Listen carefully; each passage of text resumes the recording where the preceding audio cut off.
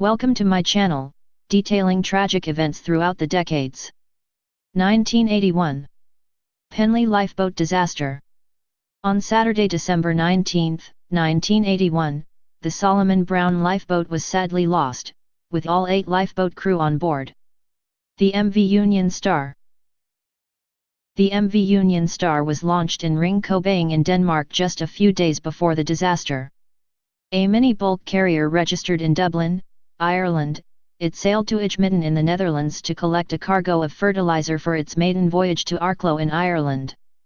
On board was a crew of 5. Captain, Henry Morton.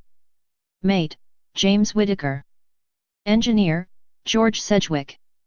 Crewman, Angostino Verissimo. Crewman, Manuel Lopes. Also on board was the captain's family, wife Dawn, and teenage daughters, Sharon and Deanne, who had been collected at an unauthorized stop on the east coast of England. 8 miles east of the Wolf Rock, near the south coast of Cornwall, the new ship's engines failed. The captain tried, but was unable to get the engine restarted, and news of this was put out over the radio. Assistance was offered by a tug, the Noord Holland, under the Lloyd's open form salvage contract, but this was initially refused. A distress call was made to Falmouth Coast Guard. Winds were now gusting up to 100 miles per hour, and waves up to 60 feet high bashed the vessel. The powerless ship was blown across Mounts Bay towards the rocks at Boscawen Cove near Lamarna. Rescue attempts. As the ship was close to shore, the Falmouth Coast Guard summoned a Royal Navy Sea King helicopter form RNAS Cudrose.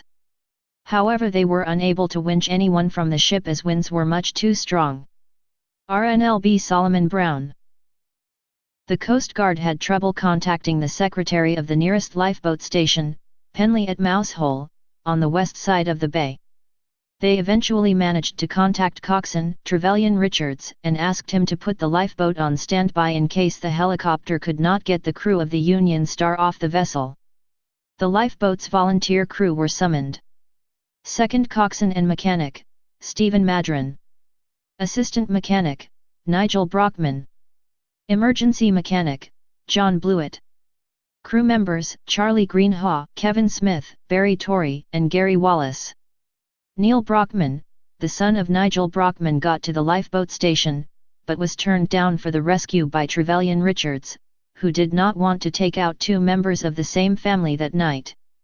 The lifeboat was launched at 8:12 p.m., and headed out through the storm towards the Union Star.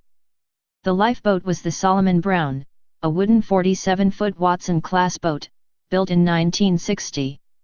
It made several attempts to get alongside the Union Star, and 4 people did manage to jump across to the Solomon Brown.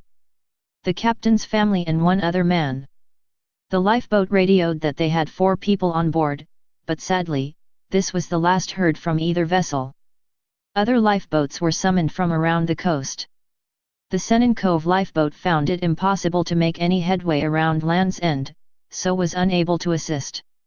The Lizard lifeboat found a hole in its hull and had to return back to its station. Aftermath.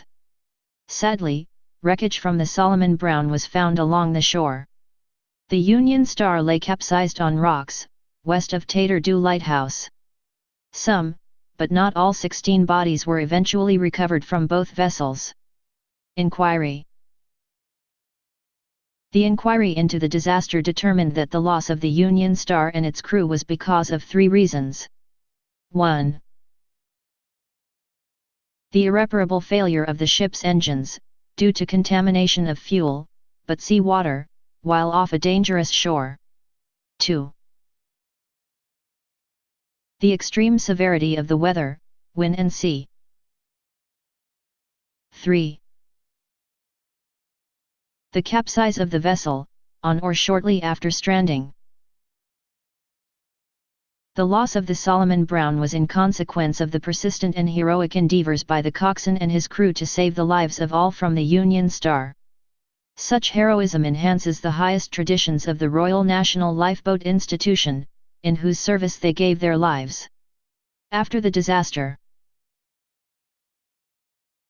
2 nights before the disaster, Charlie Greenhaw, the landlord of the ship inn on the quayside of Mousehole, had turned on the village's Christmas lights. The storm had caused the lights to go out, and after the storm, these lights were left off.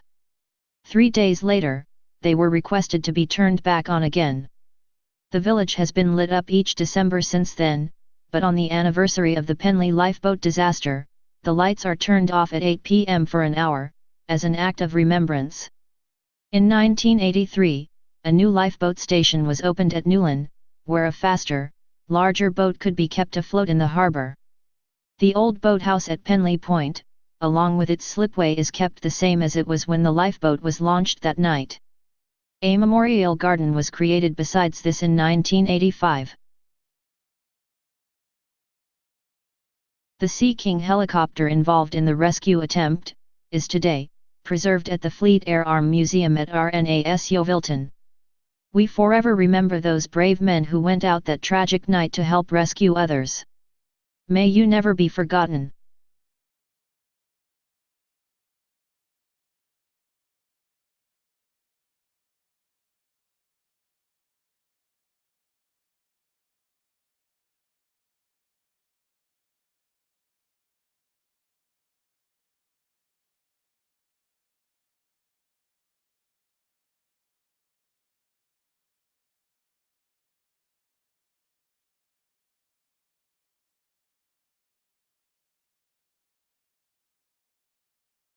Thank you for watching and learning about events throughout history.